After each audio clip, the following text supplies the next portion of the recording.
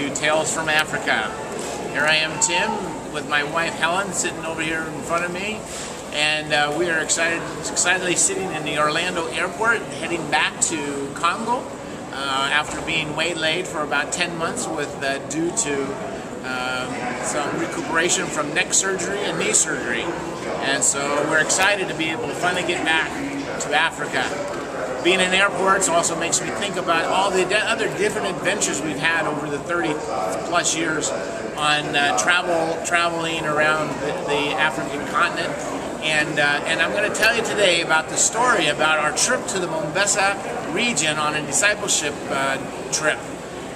We were picked up at Karawa, Congo, and we flew with MAF with Rod Huckstiller, who was the MAF pilot at the time, and we flew to the plantation at Mombasa.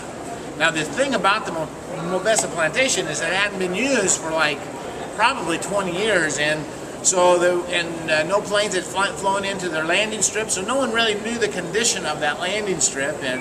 But Rod was more than gracious and courageous enough to say, "Okay, we'll give it a try. We'll see what we do." And by the way, I did make a mistake. We didn't get picked up at Karawa. We got picked up at Bumba, which is right on the Congo River. And so Rod came and flew in and picked me up, and Pastor Wagbala, and we headed. It was about a 30 to 40 minute flight to the Mombasa plantation. And again, we had already sent word previously that we would be arriving, that we were going to spend about 3 or 4 days there.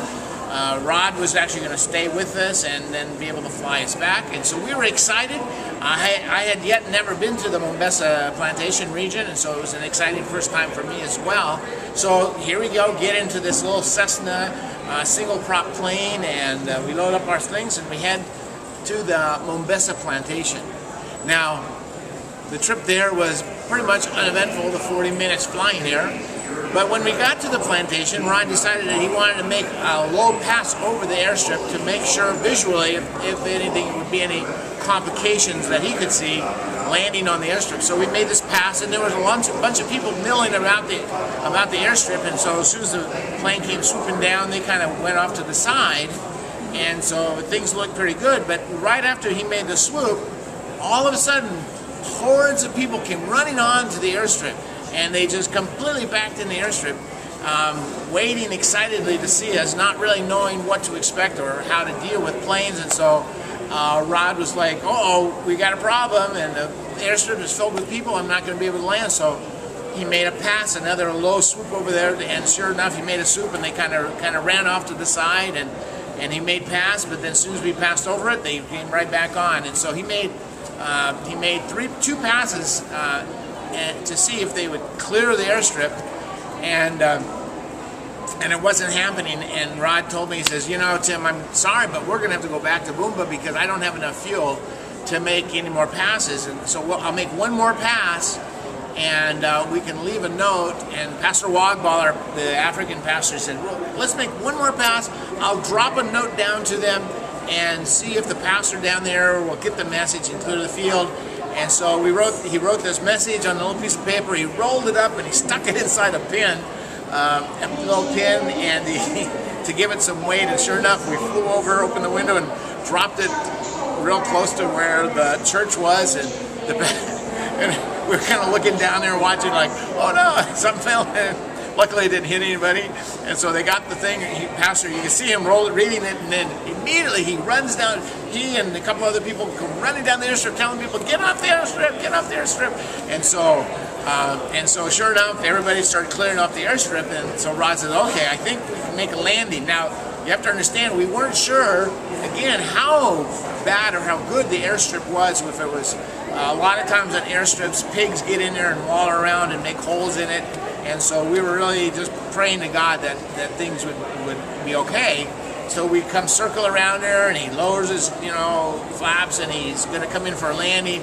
We hit the ground, and we just barely hit the ground. And as soon as we hit the ground, all the people just started running towards the plane. I mean, they just completely blocked him in. The propellers are still going around, and Rod sees that, and he just cuts the engine just very sharply, which you're never supposed to do.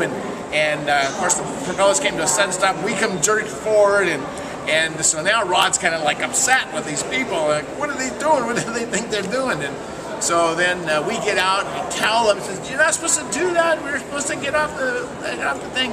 And I don't know. The interesting thing about it is that we don't think they did it for this purpose, but it actually saved the plane because the airstrip actually was filled with holes from pigs that had wallowed in it.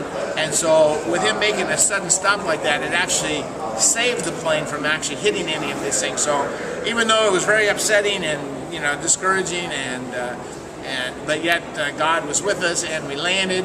We had a great time, a fellowship and meeting with a group of disciples that our Masambuco had started down there, and it was a great 3-day weekend there.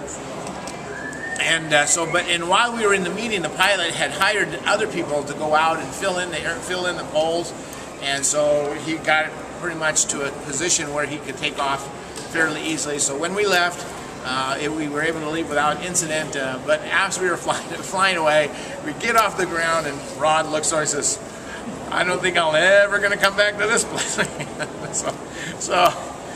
God is good and all the time, and even when we don't know, we take risks, but yet we go with faith, knowing that God will open the door and provide the way. And again, just think about the countless times that we were flying around, and we really put our trust in God to get us to where we are. Even today, as we're low packed up and we've been working on getting back to Congo, we trust God that He will get us there safely.